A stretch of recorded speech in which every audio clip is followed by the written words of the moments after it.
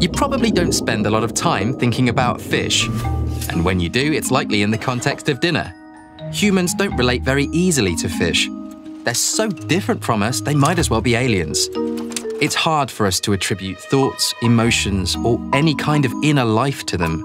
For many of us, they might as well be plants or furniture.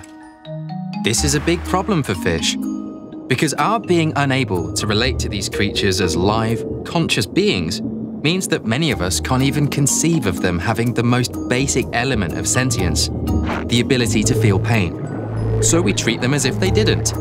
But fish do feel pain. Scientists have demonstrated this decisively. Fish have the same pain receptors as humans do, and they act just like any animal would when those receptors are activated.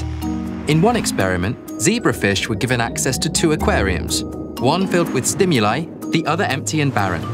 They consistently chose the enriched one. Then the experimenter injected the fish with painful acid and spiked the water in the barren tank with anesthetic. Then the fish changed their behavior, choosing to inhabit the barren, pain-relieving tank, exactly what you or I or any animal in pain would do.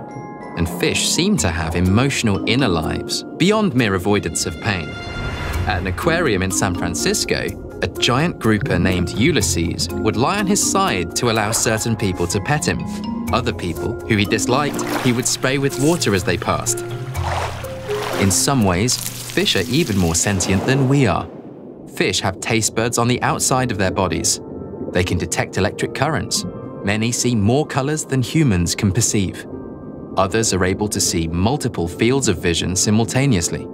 Their sensory lives are rich, complex, and vivid. So if fish feel pain and experience emotions, including fear, what does this mean for the way we kill the fish we eat for dinner? Typically, fish are killed by asphyxiation. It can take hours for them to suffocate to death.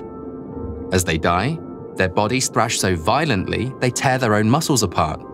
That's to say nothing of being stabbed in the face and dragged by a hook, suffering grotesque decompression injuries as they're dragged to the surface of the water. Tens of billions of fish are killed for food every year, and virtually all of them suffer an excruciating death full of pain and panic. That's an incomprehensible amount of suffering. If we care about the welfare of dogs, cats, cows, and pigs, we should also care about the pain we inflict on fish. There's no logical reason to believe that their suffering counts any less.